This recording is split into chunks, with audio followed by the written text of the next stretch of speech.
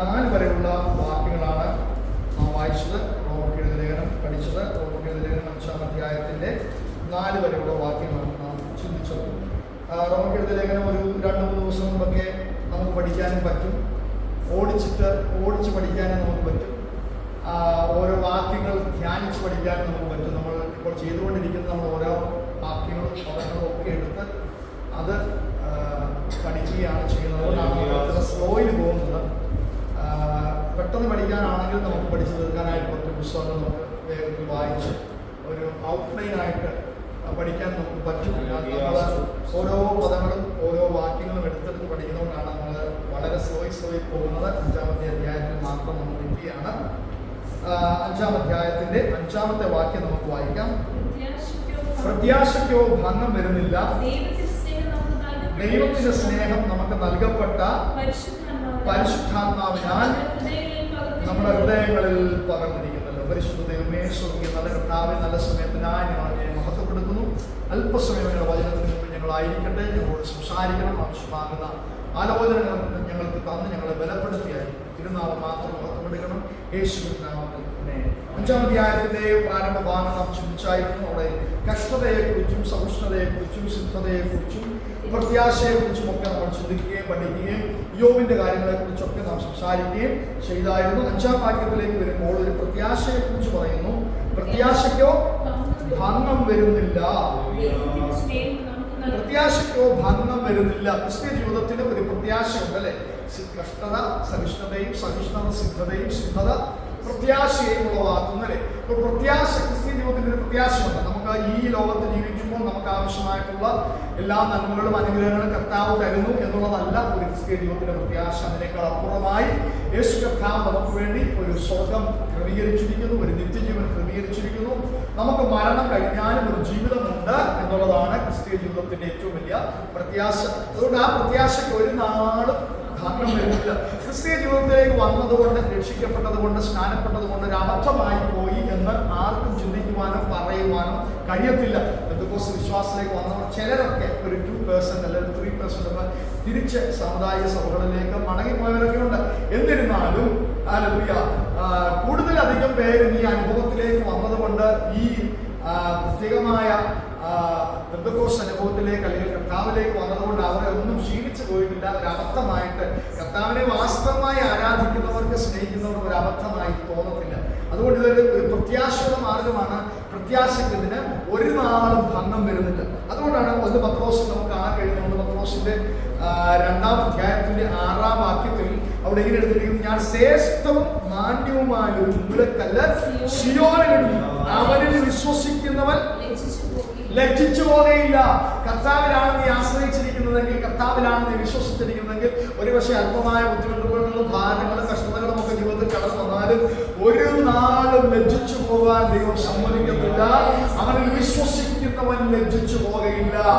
അവനിൽ വിശ്വസിക്കുന്നവൻ ഈ ഭൗതിക ജീവിതത്തിൽ ലജ്ജിച്ചു പോകത്തില്ല. അവനിൽ വിശ്വസിക്കുന്നവൻ മരണം കഴിഞ്ഞാലും ലജ്ജിച്ചു പോവുകയില്ല. കാരണം മരണം കഴിഞ്ഞും അവനൊരു ജീവനുണ്ട്, ഒരു ജീവിതമുണ്ട്.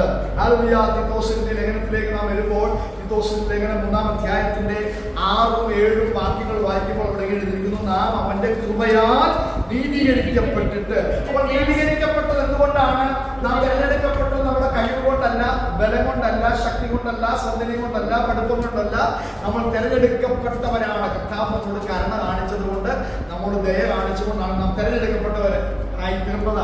നാം ചിന്തിക്കും നാം രക്ഷിക്കപ്പെട്ടത് അത് നമ്മുടെ ഒരു കഴിവുകൊണ്ടാണ്, അല്ലെങ്കിൽ നമ്മൾ വിശ്വാസത്തിലേക്ക് വരാൻ നമ്മളൊരു കാരണമാണ് നമ്മൾ രക്ഷിക്കപ്പെട്ടത്.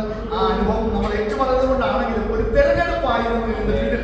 ദൈവം നാം അവനെ തെരഞ്ഞെടുത്തു എന്നല്ല, അവൻ നമ്മെ തെരഞ്ഞെടുത്തു എന്നുള്ള വാക്യങ്ങൾ നാം ബൈബിളിൽ കാണുന്നുണ്ടല്ലോ. അപ്പോൾ കർത്താവിനാൽ നമ്മൾ അവന്റെ കൃപയാലാണ് നാം നീതീകരിക്കപ്പെട്ടത്. നമുക്കൊന്നും അവകാശമായി പറയാനില്ല. ഏത് മനുഷ്യന്റെ പ്രവൃത്തികളും കറപുരണ്ട തുണികൾ പോലെ, നല്ല പ്രവൃത്തികളെല്ലാം എത്ര ചെയ്താലും ദൈവസന്നിധിയിൽ അത് കറപുരണ്ട തുണികൾ പോലെയാണ്. അതുകൊണ്ട് എങ്ങനെയാണ് നീതീകരിക്കപ്പെട്ടത്? കൃപ കൊണ്ടാണ് നീതീകരിക്കപ്പെട്ടത്, കൃപയാലാണ് നീതീകരിക്കപ്പെട്ടത്. പ്രത്യാശ പ്രകാരം എന്തിനു വേണ്ടിയാണ് നാം വിളിക്കപ്പെട്ടത്? നിത്യജീവന് വേണ്ടിയിട്ടാണ് നാം വിളിക്കപ്പെട്ടത്. നാം ഒരുപക്ഷെ ചിന്തിക്കും, ദൈവം നമ്മെ ഇവിടെ അനുഗ്രഹിക്കുവാൻ, ദൈവം നമ്മെ മാനിക്കുവാൻ, അല്ലെങ്കിൽ ജീവിതത്തിലേക്ക് വന്നു കഴിഞ്ഞാൽ അതൊരു മാന്യതയാണ്, ഉയർച്ചയൊക്കെ ദൈവം തരുമെങ്കിലും അതല്ല നമ്മുടെ ജീവിതത്തിന്റെ ഏറ്റവും വലിയ പ്രാധാന്യം, പർപ്പസ്. പലപ്പോഴും നമ്മളത് ചിന്തിക്കാറില്ല, നമ്മളത് ഓർക്കാറ് പോലും ഇല്ല ചിലപ്പോൾ അല്ലേ. നമുക്കൊരു നിത്യജീവനുണ്ട്, മരണം കഴിഞ്ഞാൽ ഒരു ജീവിതമുണ്ട്, അല്ലെങ്കിൽ കർത്താവ് വരുന്നുണ്ടെങ്കിൽ കർത്താവിനോട് നമ്മൾ രൂപാന്തരപ്പെട്ട് അവനോടുകൂടി അനുകൂലരായിത്തീരും. ഇതൊന്നും പലപ്പോഴും നമ്മൾ ചിന്തിക്കാറില്ല. പക്ഷേ സഭയിൽ ആരാധനയ്ക്ക് വരുമ്പോൾ അല്ലെങ്കിൽ പ്രശ്നം കേൾക്കുമ്പോഴൊക്കെ ആയിരിക്കും ചിന്തിക്കുന്നത്. അല്ലാത്തപ്പോഴെല്ലാം നമ്മുടെ ലോകത്തിൻ്റെതായിട്ടുള്ള ചിന്തകളിലും ഓട്ടങ്ങളിലുമാണ്. എന്നാൽ ഇവിടെ പറയുന്നു, നാം നീതീകരിക്കപ്പെട്ടത്, കൃപയിലേക്ക് വന്നത് എന്തിനു വേണ്ടിയാണ്? നിത്യജീവനവകാശമായി തീരേണ്ടതിനാണ്. പുനർജനന സ്നാനം കൊണ്ടും നമ്മുടെ രക്ഷിതാവായ യേശുക്രിസ്തു മൂലം പരിശുദ്ധാത്മാവിനാൽ നമുക്കൊരു നവീകരണം ലഭിച്ചു. നമ്മുടെ സ്വഭാവത്തിനൊരു മാറ്റം വന്നു, നമ്മുടെ ചിന്തകൾക്കൊരു മാറ്റം വന്നു, നമ്മുടെ തീരുമാനങ്ങൾക്കൊരു മാറ്റം വന്നു. മാത്രമല്ല പരിശുദ്ധാത്മാവ് നമ്മുടെ മേൽ ആവസിച്ചു. അല്ലേ? അന്യഭാഷയിൽ ദൈവത്തെ സ്തുതിക്കുവാൻ കഴിയുന്നത് ഒരു സാധാരണ കാര്യമല്ല, അനർക്കും ലഭിക്കാത്ത ഒന്നാണ്. ഹല്ലേലൂയ, നമുക്ക് ലഭിച്ചിരിക്കുന്നത്. അന്യഭാഷയിൽ കർത്താവിനെ സ്തുതിക്കുവാൻ, പരിശുദ്ധാത്മാവിനെ സ്തുതിക്കുവാൻ കഴിയുക എന്ന് പറയുന്നത് വലിയൊരു കാര്യമാണ്. അതെല്ലാവർക്കും ലഭിക്കുന്നില്ല, അതൊരു കൃപയാണ്. വിശ്വസിച്ച് പ്രാപിക്കുവാൻ പറ്റുന്ന ഒരു ദാനമാണത്.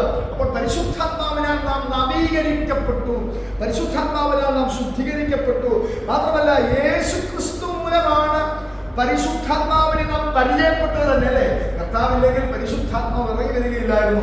ഞാൻ പോകുന്നത് നിങ്ങൾക്ക് പ്രയോജനം എന്ന് കർത്താവ് പറഞ്ഞത് കൊണ്ടാണ്, പരിശുദ്ധാത്മാവ് വരണമെന്നുള്ള ആഗ്രഹം കൊണ്ടാണ്. അപ്പോൾ യേശുക്രിസ്തു മുഖാന്തരമാണ് പരിശുദ്ധാത്മാവിന്റെ നവീകരണത്തിലേക്ക് നാം കടന്നു വന്നത്. ഇവിടെ റോമർക്കെഴുതിയ ലേഖനത്തിലേക്ക് നാം തിരികെ വരുമ്പോൾ അവിടെ കാണും ദൈവത്തിന്റെ സ്നേഹം എന്നൊരു പദം കാണുന്നുണ്ട്. ദൈവത്തിന്റെ സ്നേഹം നമുക്ക് നൽകപ്പെട്ട പരിശുദ്ധാത്മാവിനാൽ നമ്മുടെ ഹൃദയങ്ങളിൽ പകർന്നിരിക്കുന്നല്ലോ. നമ്മെ ദൈവത്തെ തമ്മിലുള്ള സ്നേഹബന്ധം കണക്ട് ചെയ്യുന്ന കണക്ഷൻ ചാനലും പരിശുദ്ധാത്മാവാണ്. ഹല്ലേലൂയ. പരിശുദ്ധാത്മാവിൽ ദൈവത്തെ ആരാധിക്കുക, പരിശുദ്ധാത്മാവിൽ ദൈവത്തെ സ്തുതിക്കുക. അങ്ങനെയാണ് നമ്മൾ ദൈവത്തോടുള്ള സ്നേഹം വർദ്ധിക്കുന്നത്. എഫേസ്യർക്കെഴുതിയ ലേഖനത്തിൽ 4-ാം അധ്യായത്തിൽ അതുകൊണ്ടാണ് ദൈവത്തിന്റെ പരിശുദ്ധാത്മാവിനെ ദുഃഖിപ്പിക്കരുത് എന്ന് പറയുന്നത്.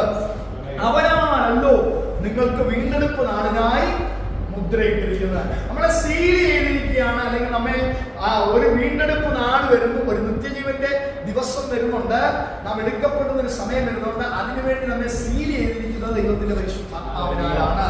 അല്ലേ? വീണ്ടെടുപ്പ് നാടിനായി നമ്മളെ മുദ്രയിട്ടിരിക്കുന്നു, സീൽ ചെയ്തിരിക്കുന്നു. ദൈവത്തിന്റെ പരിശുദ്ധാത്മാവിനെ അതുകൊണ്ട് ദുഃഖിപ്പിക്കരുത്. എങ്ങനെയാണ് ദൈവത്തിന്റെ പരിശുദ്ധാത്മാവിനെ ദുഃഖിപ്പിക്കുവാൻ കഴിയുന്നത്? ദൈവത്തിന്റെ പരിശുദ്ധാത്മാവിനെ ദുഃഖിപ്പിക്കുവാൻ കഴിയുന്നത് സമയത്ത് നാം പ്രാർത്ഥിക്കാതിരുന്നാൽ പരിശുദ്ധാത്മാവ് ദുഃഖിക്കും. നാം തെറ്റിലേക്ക് അകപ്പെട്ടു പോയാൽ പരിശുദ്ധാത്മാവ് ദുഃഖിക്കും. നാം തെറ്റ് സംസാരിച്ചാൽ, തെറ്റ് കണ്ടാൽ, തെറ്റ് നോക്കിയാൽ, തെറ്റ് കാര്യങ്ങളിൽ ഇടപെട്ട് കഴിഞ്ഞാൽ പരിശുദ്ധാത്മാവ് ദുഃഖിപ്പിക്കും. ഇനി പ്രാർത്ഥിക്കുന്നില്ലെങ്കിൽ പരിശുദ്ധാത്മാവ് ദുഃഖിപ്പിക്കും. നമുക്ക് ഒരു നേരം ഭക്ഷണം ലഭിച്ചില്ലെങ്കിൽ 3 നേരം കഴിക്കുന്നവരുണ്ട്, 4-5 നേരം കഴിക്കുന്നവരൊക്കെ ഉണ്ട്. അല്ലേ? അപ്പോൾ നമുക്ക് സമയത്തിൽ ഭക്ഷണം ലഭിച്ചില്ലെങ്കിൽ നമ്മുടെ അകത്തെ, നമ്മുടെ പുറമേയുള്ള മനുഷ്യൻ നമ്മളോട് എന്താ പറയും? എനിക്ക് വിശക്കുന്നു, പെട്ടെന്നല്ലേ നമ്മൾ ദാഹിക്കുവാണെങ്കിൽ പെട്ടെന്ന് പറയും വെള്ളം കുടിക്കുക, അല്ലെങ്കിൽ നമ്മൾ കഴിച്ചില്ലെങ്കിൽ ബിരിയാണി മേടിച്ച് പെട്ടെന്ന് കഴിക്കുക, ഫുഡില്ലെങ്കിൽ ഒരു ബിരിയാണി മേടിച്ചോണ്ട് വാ എന്ന് നമ്മുടെ പുറമേ ഉള്ള മനുഷ്യൻ നമ്മളോട് സംസാരിക്കുന്ന പോലെ നമ്മുടെ അകത്തൊരു മനുഷ്യനുണ്ട്. ആ അകത്തിലെ മനുഷ്യന് ആവശ്യമായിട്ടുള്ളത് പ്രാർത്ഥനയാണ്. അകത്തെ മനുഷ്യന് ആവശ്യമായിട്ടുള്ള ദൈവവചന ധ്യാനമാണ്. അപ്പോൾ അത് നാം ചെയ്യാതിരിക്കുമ്പോൾ പരിശുദ്ധാത്മാവിനെ ദുഃഖിപ്പിക്കുകയാണ്. നമ്മുടെ പ്രവൃത്തികൾ കൊണ്ടും ചിന്തകൾ കൊണ്ടും തീരുമാനങ്ങൾ കൊണ്ടും പരിശുദ്ധാത്മാവിനെ ദുഃഖിപ്പിക്കരുത്. കാരണം പരിശുദ്ധാത്മാവിൽ നമുക്കൊരു ഉറപ്പ് നിത്യജീവനിലേക്ക് ദൈവം നമുക്ക് നൽകിയിരിക്കുകയാണ്. അത് തന്നെയാണ് 2 കൊരിന്ത്യർക്കെഴുതിയ ലേഖനം 1-ാം അധ്യായത്തിന്റെ 21-22 വാക്യങ്ങളിലും അവിടെ നമുക്ക് കാണാൻ കഴിയും. ഞങ്ങളെ നിങ്ങളോടുകൂടെ ക്രിസ്തുവിൽ ഉറപ്പിക്കുന്നതും നമ്മെ അഭിഷേകം ചെയ്തതും ദൈവമല്ലോ.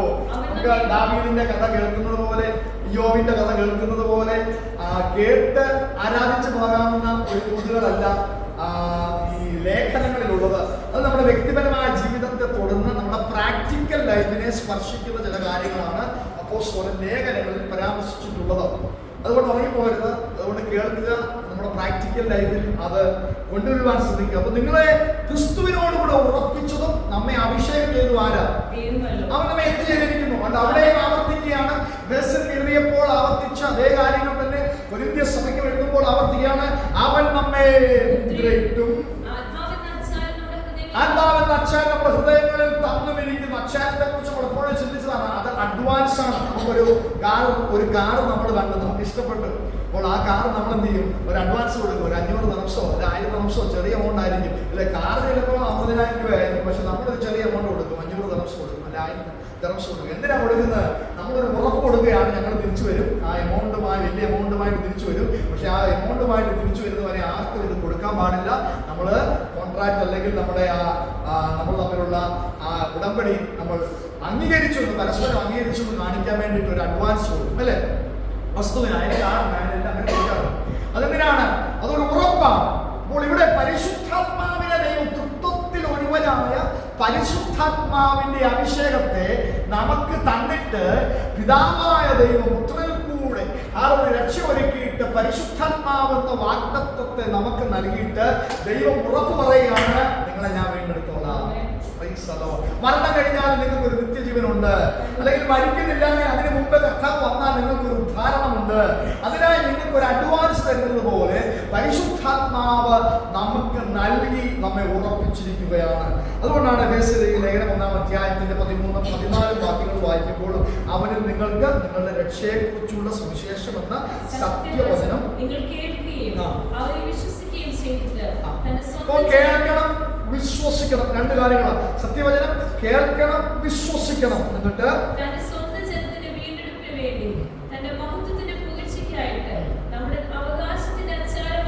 ദൈവമഹത്വത്തിന് വേണ്ടിയാണ്, ദൈവത്തിന്റെ പുകഴ്ചയ്ക്ക് വേണ്ടിയാണ് ദൈവം ഇത് ചെയ്യുന്നത്. നമ്മുടെ അവകാശത്തിന്റെ അച്ചാരമായ വാഗ്ദത്തത്തിൽ പരിശുദ്ധാത്മാവിനാൽ മുദ്രയിട്ടിരിക്കുന്നു. നോക്കണേ, എഫേസ്യർക്ക് എഴുതിയപ്പോഴും കൊരിന്ത്യർക്ക് എഴുതിയപ്പോഴും അതേ കാര്യങ്ങൾ അപ്പോസ്തലൻ ആവർത്തിക്കുകയാണ്. നിങ്ങൾ വിലയ്ക്ക് വാങ്ങിയിരിക്കുന്നവരാണ്, നിങ്ങളൊരു കോൺട്രാക്റ്റിന്റെ ഭാഗമാണ്, നിങ്ങളൊരു ഉടമ്പടിയുടെ ഭാഗമാണ്, നിങ്ങളെ അച്ചാരം ചെയ്തിരിക്കുന്നു. നിങ്ങൾക്ക് അച്ചാരം ലഭിച്ചിരിക്കുന്നത് തൃത്വത്തിൽ ഒരുവനായ പരിശുദ്ധാത്മാവിനാലാണ്. ഹല്ലേലൂയ. അതിന്റെ ലക്ഷണം അന്യഭാഷയിൽ നമുക്ക് ആരാധിക്കാൻ പറ്റുന്നത് പരിശുദ്ധാത്മാവ് നമ്മുടെ ഉള്ളിലുള്ളതിന്റെ ബാഹ്യമായ പ്രകടനം അല്ലെങ്കിൽ തെളിവെന്ന് പറയുന്നത് അന്യഭാഷയിൽ ആരാധിക്കുക, പരിശുദ്ധാത്മാവിൽ നിറഞ്ഞ് പ്രവചിക്കുക എന്നുള്ളതൊക്കെയാണ്. ഹല്ലേലൂയ. അതുകൊണ്ട് അതൊരു അച്ചാരമാണ്, ദൈവം നമ്മളോട് ചെയ്യുന്ന ഒരു അഡ്വാൻസ് ആണ് എന്ന് കാണാൻ കഴിയും. ഇനി അവിടെ ഒരു പദമുണ്ട്, ദൈവത്തിന്റെ സ്നേഹം. ഇനിയും ദൈവത്തിൽ പറയുന്നുണ്ടല്ലേ, നിങ്ങൾ എത്ര അന്യഭാഷ സംസാരിച്ചാലും ദൂതന്മാരുടെ ഭാഷ സംസാരിച്ചാലും അല്ലേ, നിങ്ങൾക്ക് സ്നേഹമില്ലെങ്കിൽ ഏതുമില്ല. അപ്പൊ സ്നേഹം അത് മസ്റ്റായിട്ടുള്ളൊരു കാര്യമാണ്. ദൈവത്തിന്റെ സ്നേഹം പരിശുദ്ധാത്മാവിലാണ് നമുക്ക് പകർന്നിരിക്കുന്നത്. ദൈവത്തിന്റെ സ്നേഹം ഉണ്ടെങ്കിലേ ഈ കൃപാവരങ്ങളൊക്കെ ജ്വലിക്കുന്നത് കൊണ്ട് കാര്യമുള്ളൂ. അതുകൊണ്ടാണ് 1 യോഹന്നാൻ 3-ാം അധ്യായത്തിന്റെ 23-ാമത്തെ വാക്യത്തിൽ പറഞ്ഞിരിക്കുന്നത്, അവന്റെ കൽപ്പനയോ അവന്റെ പുത്രനായ യേശുക്രിസ്തുവിന്റെ നാമത്തിൽ നാം വിശ്വസിക്കണം. ഒന്നാമത് ദൈവത്തിൽ നാം വിശ്വസിക്കുക, യേശുവിൽ വിശ്വസിക്കുക. നാം എല്ലാവരും യേശുവിൽ വിശ്വസിച്ചവരാണ് എങ്കിൽ കർത്താവ് നമ്മെ ഉറപ്പിക്കാൻ വേണ്ടി അതേ ഭാഗങ്ങൾ വീണ്ടും സംസാരിക്കുന്നു. യേശുക്രിസ്തുവിന്റെ നാമത്തിൽ നാം വിശ്വസിക്കുക. അവൻ നമുക്ക് കൽപ്പന തന്നതുപോലെ അന്യോന്യം സ്നേഹിക്കണം. നിങ്ങൾ എന്നെ സ്നേഹിക്കുന്ന പോലെ ഞാനും പിതാവും സ്നേഹിക്കുന്ന പോലെ നിങ്ങൾ അന്യോന്യം സ്നേഹിക്കുക, കുടുംബങ്ങളായി സ്നേഹിക്കുക, പരസ്പരം സ്നേഹിക്കുക. അപ്പോൾ നമുക്കത് ഒരു കൽപ്പനയാണ്. 24-ാമത്തെ വാക്യം പറയുന്നു, അവന്റെ കൽപ്പനകളെ പ്രമാണിക്കുന്നവൻ അവനിൽ വസിക്കുന്നു. അപ്പൊ ഈ സ്നേഹം, ഈ കൽപ്പനയാണ് ഒരു സ്നേഹം. ആ സ്നേഹം ആചരിച്ചെങ്കിൽ സ്നേഹം ആചരിക്കുവാൻ ഉത്സാഹിപ്പി എന്ന ദൈവത്തിന്റെ വചനം പറയുന്നുണ്ട്. അപ്പൊ എവിടെയെങ്കിലും ഒക്കെ സ്നേഹം കുറഞ്ഞു പോകുന്ന സാഹചര്യങ്ങൾ ഉണ്ടാകും മനുഷ്യരല്ലേ, എന്തെങ്കിലുമൊക്കെ വാക്കുകളിലോ സംസാരത്തിലോ വീഴ്ചകളിലോ ഒക്കെ ഉണ്ടാകും അല്ലെ. അപ്പോഴൊക്കെ അപ്പോസ്തലൻ പറയാണ്, സ്നേഹം ആചരിക്കാൻ ഉത്സാഹിക്കണം. നമ്മളായിട്ട് ക്രിയേറ്റ് ചെയ്തുകൊണ്ട് വരണം സ്നേഹം അല്ലേ. ഒരാൾ അങ്ങോട്ട് മിണ്ടുന്നില്ല എന്ന് കാണുകയാണെങ്കിൽ അങ്ങോട്ട് കയറി മിണ്ടണം, അങ്ങോട്ട് കയറി സംസാരിക്കണം, അങ്ങോട്ട് കയറി ചിരിക്കണം. സ്നേഹം ആചരിക്കാൻ ഉത്സാഹിക്കുക. അപ്പോൾ സ്നേഹം ദൈവത്തിന്റെ കൽപ്പനയാണ്, അത് പ്രമാണിക്കുവാൻ നാം ബാധ്യസ്ഥനാണ് എന്ന് കാണുന്നു. ലേഖനം 5-ാം അധ്യായത്തിലേക്ക് വീണ്ടും വരാം. 6-ാമത്തെ വാക്യം, നാം ബലഹീനനായിരിക്കുമ്പോൾ തന്നെ ക്രിസ്തു തക്ക സമയത്ത് അബദ്ധർക്ക് വേണ്ടി മരിച്ചു. നീതിമാന് വേണ്ടി ആരെങ്കിലും എക്സ്പ്ലെയിൻ ചെയ്യേണ്ടതായിട്ടുള്ള കാര്യം നമുക്കില്ല, അത് വായിക്കുമ്പോൾ നമുക്ക് അറിയാം അല്ലേ. നാം ബലഹീനനായിരുന്നു, നമ്മൾ പാപം ചെയ്ത് ജീവിച്ചുകൊണ്ടിരുന്ന സമയത്ത് തന്നെ അല്ലേ കോടാനുകോടി ആൾക്കാർ പാപം, കർത്താവിന്റെ മരണം അടക്ക പുനരുത്ഥാന ശേഷം അല്ലെ 2025 വർഷങ്ങളായി പാപത്തിൽ അകപ്പെട്ടവരുടെ, പാപത്തിൽ കാഠിന്യത്തിൽ ജീവിക്കുന്നവരുടെ, അവർ പാപത്തിൽ തുടർന്നുകൊണ്ടിരിക്കുന്ന അല്ലെങ്കിൽ വരും തലമുറകളും പാപത്തിൽ, ഇനി ജനിക്കപ്പെടാനിരിക്കുന്ന തലമുറകളും പാപത്തിൽ തുടരാൻ പോകുമ്പോൾ അവർക്ക് വേണ്ടി കൂടെയാണ് കർത്താവ് മരിച്ചത്. അതുകൊണ്ട് തക്ക സമയത്ത് അബദ്ധർക്ക് വേണ്ടി അവൻ മരിച്ചു. നീതിമാന് വേണ്ടി ആരെങ്കിലും മരിക്കുന്നത് ദുർലഭം, ഗുണമാന് വേണ്ടി പക്ഷെ മരിപ്പാൻ തുനിയുമായിരിക്കും. ക്രിസ്തുവോ നാം പാപികളായിരിക്കുമ്പോൾ തന്നെ ഒരുവൻ നമുക്ക് വേണ്ടി മരിച്ചു. നാം തെറ്റ് ചെയ്തുകൊണ്ടിരുന്നപ്പോൾ, നാം ദൈവഹിതമല്ലാത്ത വഴികളിൽ കൂടെ നടന്നപ്പോൾ, ആ സമയത്ത് തന്നെ കർത്താവ് നമുക്ക് വേണ്ടി മരിച്ചു. പ്രദർശിപ്പിക്കുന്നു.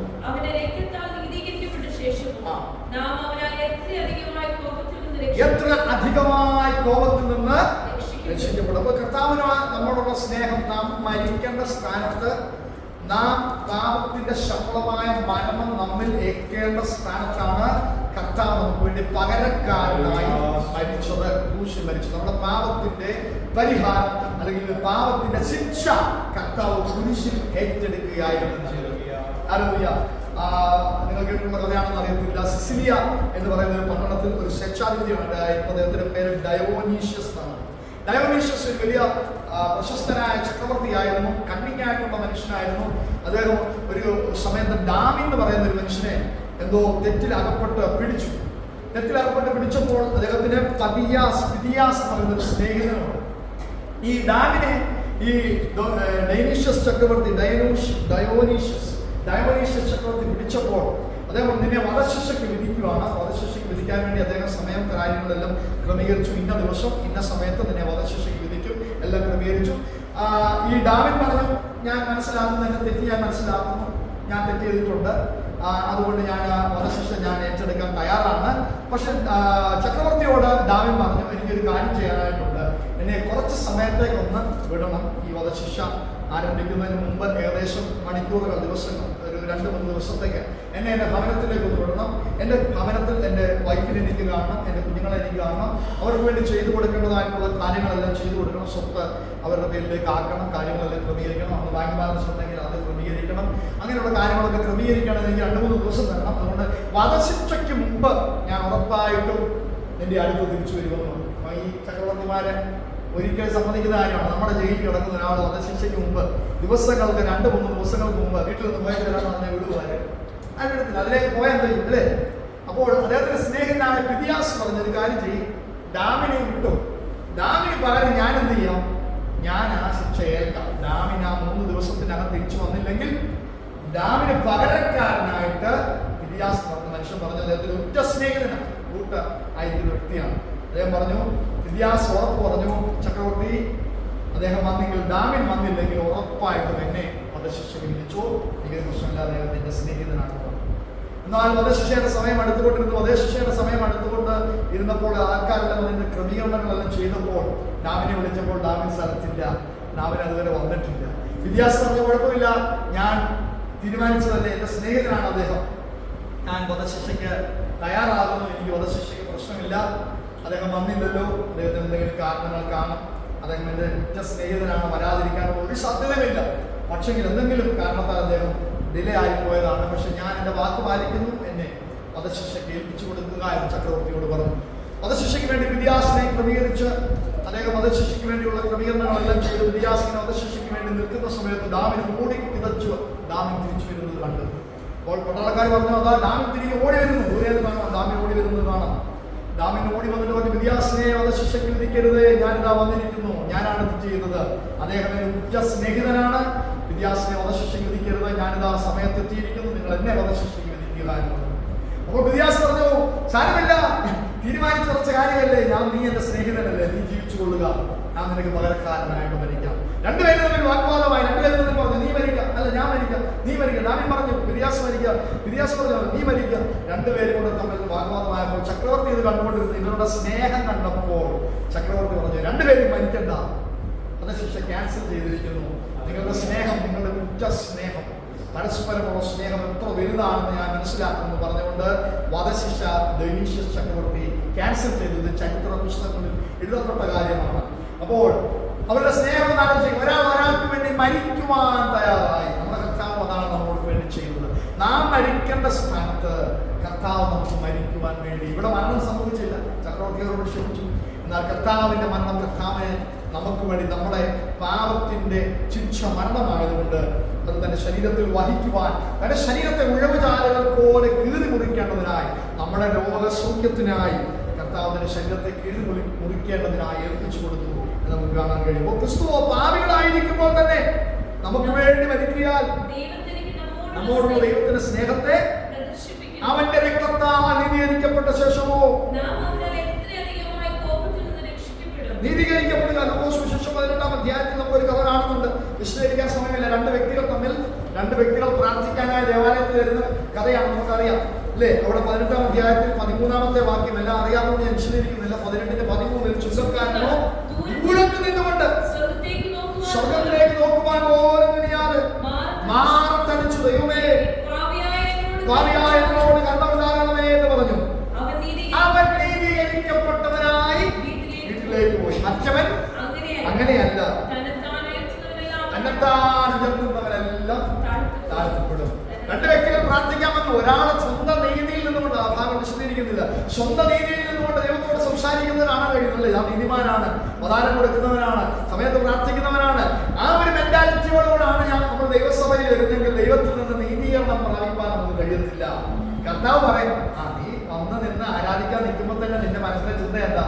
ഞാൻ നീതിമാനാണ്, ഞാൻ വിശുദ്ധനാണ്. അപ്പൊ ഞാൻ എന്തിനാ നിന്നെ അധികം വിശുദ്ധീകരിക്കുന്നത്, അധികം നീതിമാനാക്കുന്നതിന്, അധികം നിന്നോട് ശ്രമിക്കുന്നതിന്? അധികം വിളച്ച് കിട്ടിയവൻ അധികം സ്നേഹിക്കും, അല്ലേ? അപ്പൊ എന്താണ് കർത്താവ് പറയുന്നത്? നീ വന്ന് നിൽക്കുമ്പോൾ, ആരാധനയ്ക്ക് നിൽക്കുമ്പോൾ, നീ പ്രാർത്ഥിച്ചു തുടങ്ങുമ്പോൾ, നീ ആരാധിച്ചു തുടങ്ങുമ്പോൾ തന്നെ നിന്റെ മനസ്സിന്റെ അകത്ത് ചിന്തയുണ്ടാ, ഞാന് തക്ക സമയത്ത് ആരാധനയ്ക്ക് വരുന്നവനാണ്, പ്രധാനം കൊടുക്കുന്നവനാണ്, ദൈവത്തെ സ്നേഹിക്കുന്നവനാണ്. നമ്മുടെ മനസ്സിൽ അങ്ങനെ ചിന്ത ഇല്ലാതിരിക്കട്ടെ. ഞാൻ മറ്റുള്ളവരെക്കാളൊക്കെ നല്ലവനാണ് എന്നൊരു ചിന്ത നമ്മുടെ അകത്ത് വന്നാൽ പിന്നെ നമുക്ക് നീതീകരണത്തിന്റെ ആവശ്യമില്ല. എന്നാൽ ഈ മനുഷ്യൻ, ചുങ്കക്കാരനായ മനുഷ്യൻ പറയുകയാണ്, ഞാൻ ഭാവിയായ മനുഷ്യൻ തന്നിലേക്ക് നോക്കിയിട്ട് ദൈവത്തോട് പറയുകയാണ്, എന്നോട് കരുണയുണ്ടാകണമേ. തന്റെ കുറവുകളിലേക്ക് നോക്കി, തന്റെ ബലഹീനതകളിലേക്ക്, പരാജയങ്ങളിലേക്ക് നോക്കി ഒരാൾ ദൈവത്തെ ഉയർത്തിയപ്പോൾ അടുത്ത പദം എഴുതിയിരിക്കുന്നു, അവൻ നീതീകരിക്കപ്പെട്ടവനായി വീട്ടിലേക്ക് മടങ്ങി. ഇത് ആ കഥ അവിടെ ഉണ്ടെങ്കിലും നമ്മെ കുറിച്ച് ദൈവം ആഗ്രഹിക്കുന്നതാണ്. ദൈവസന്നിധിയിൽ നാം കടന്നു വരുമ്പോൾ നാം നീതിയുള്ളവരാണ്, വിശുദ്ധനാണെന്നുള്ള ചിന്ത നമ്മൾ വെടിഞ്ഞ് ദൈവത്തോട് നമ്മുടെ കുറവുകളെ കണ്ടുപിടിച്ച്, പരാജയങ്ങളെ മനസ്സിലാക്കി ദൈവത്തോട് അപേക്ഷിക്കണം.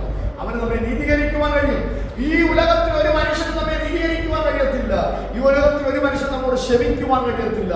എന്നാൽ നമ്മെ ക്ഷമിക്കുവാൻ കഴിയുന്നവൻ, നമ്മെ ശുദ്ധീകരിക്കുവാൻ കഴിയുന്നവൻ, നീതീകരിക്കുവാൻ കഴിയുന്നവൻ. കർത്താവ് നീതീകരിച്ചാൽ പിന്നെ വേറെ ആരുടെയും സർട്ടിഫിക്കറ്റ് നമുക്ക് വേണോ? യഹോവ നമുക്ക് അനുകൂലമെങ്കിൽ പ്രതികൂലമാ. കർത്താവ് നമ്മളോടൊപ്പം ഉണ്ടെങ്കിൽ ഈ ലോകം മുഴുവൻ എതിർത്ത് നിന്നാലും നമുക്ക് പ്രശ്നമില്ല, അല്ലേ? തപ്പും കിന്നരവും എടുത്ത് കാട്ടിൽ ആരും ശ്രദ്ധിക്കാതെ ദൈവത്തെ ആരാധിച്ചിരുന്ന ദാവീദിനോടുകൂടെ ദൈവത്തിന്റെ കൃപയുണ്ടായിരുന്നു. യഹോവയുടെ കണ്ണവനെ ശ്രദ്ധിച്ചുകൊണ്ടേയിരുന്നു. ഇനി അവന്റെ സഹോദരന്മാർ അവനെ മാനിച്ചില്ലെങ്കിൽ അവനെന്താ? അവന്റെ അപ്പൻ അവനെ മാനിച്ചില്ലെങ്കിൽ, അവന്റെ അമ്മ അവനെ മാനിച്ചില്ലെങ്കിൽ അവനെന്താ? മാനിക്കേണ്ടവൻ മാനിച്ചില്ലേ?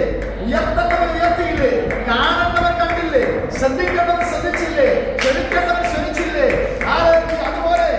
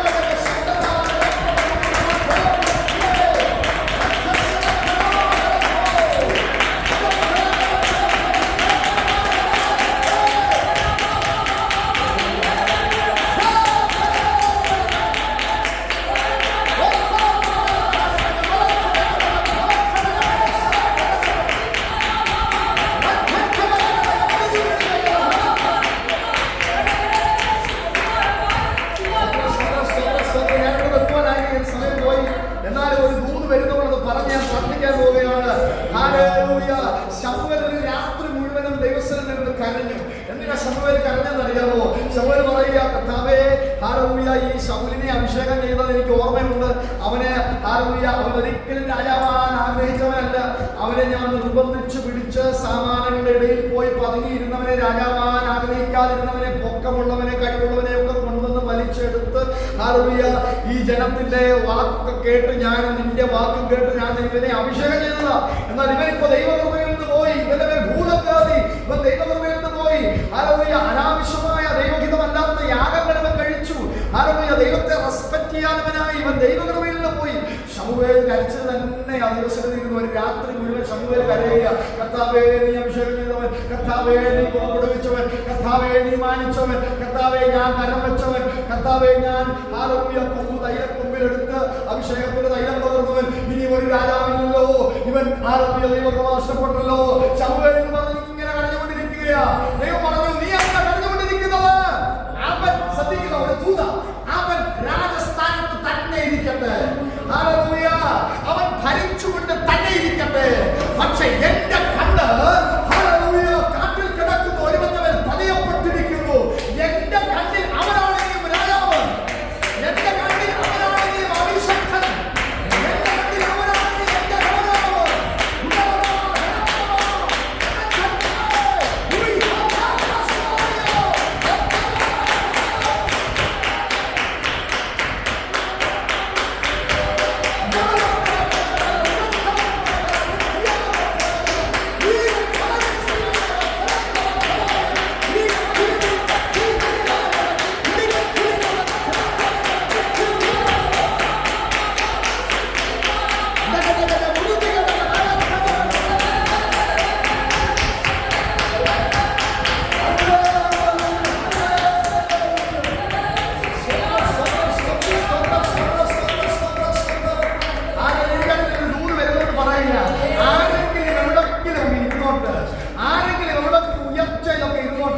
നിനക്കത് വിഷയമല്ല.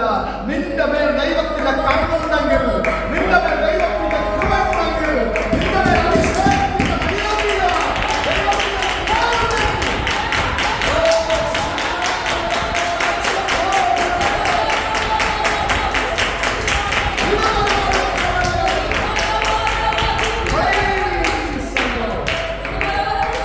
ഹല്ലേലൂയ ദൈവം നിന്നെ ശ്രദ്ധിക്കുന്നുണ്ടെങ്കിൽ അതാണ് വിജയം. ദൈവം നിന്റെ മേൽ ദൃഷ്ടി വെക്കുന്നുണ്ടെങ്കിൽ അതാണ് വിജയം. ആരെല്ലാം നിന്നെ പരാജയപ്പെടുത്താൻ ശ്രമിച്ചാൽ, ആരെല്ലാം നിന്നെ നിന്ദിക്കാൻ ശ്രമിച്ചാൽ, എന്തിന് ആരെല്ലാം നിന്നെ റിജക്ട് ചെയ്ത് തള്ളാൻ ശ്രമിച്ചാൽ, അവൻ വരാതെ ഞാൻ പന്തിക്കിരിക്കില്ലെന്ന്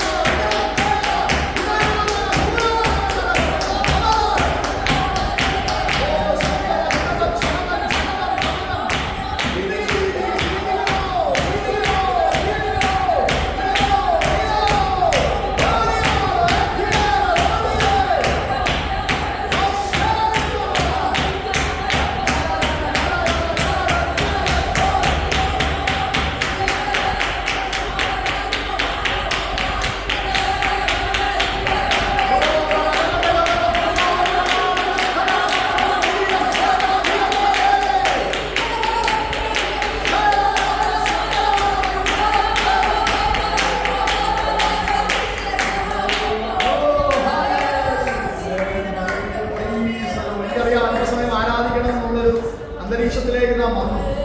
നമ്മുടെ സമയമില്ലല്ലോ. ദൈവങ്ങളിലേക്ക് നമുക്ക് സമർപ്പിക്കാം. കേട്ടവനത്തിൽ നമ്മെ ഏൽപ്പിക്കാം. നമുക്ക് ഒരു യോഗ്യതയുമില്ല. നമുക്ക് എന്തെങ്കിലും ചിന്ത യോഗ്യത ഉണ്ടെന്നൊക്കെ നമ്മുടെ ഹൃദയത്തിൽ തോന്നുന്നുണ്ടെങ്കിൽ അത് പിശാച് നമ്മൾ പറയുന്ന ഭോഷ്കാണ്. എന്തെങ്കിലും യോഗ്യത ഉണ്ടെങ്കിൽ അത് ദൈവത്താലുള്ള യോഗ്യത. നാം രാജകീയ പുരോഹിത വർഗമായത് അവന്റെ കൃപ കൊണ്ടാണ്. നാം വിശുദ്ധ വംശവും സ്വന്തം ജനവുമായത് അവന്റെ കൃപ കൊണ്ടാണ്.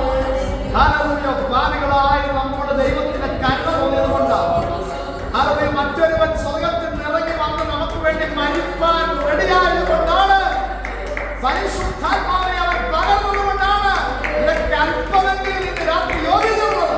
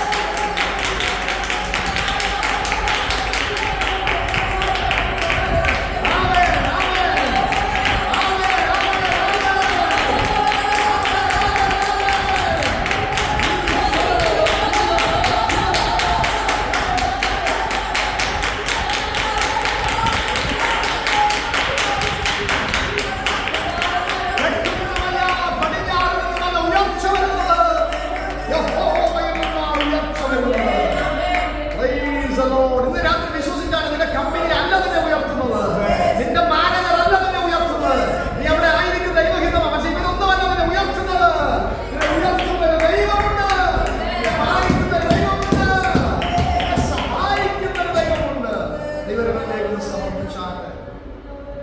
അവൻ കാരണമാണ് നാം രക്ഷിക്കപ്പെട്ടത്. അവിടുന്ന് കാരണമാണ് നാം സ്നാനപ്പെട്ടത്. അവിടുന്ന് കാരണമാണ് നാം പരിശുദ്ധാത്മാഭിഷേകം പ്രാപിച്ചത്. എല്ലാവരും പ്രാർത്ഥനയോടെ ആയിരിക്കും. ആശ്രത കേട്ട ഓർത്ത് ദൈവസഭയെ ഓർത്ത് പ്രത്യേകമായി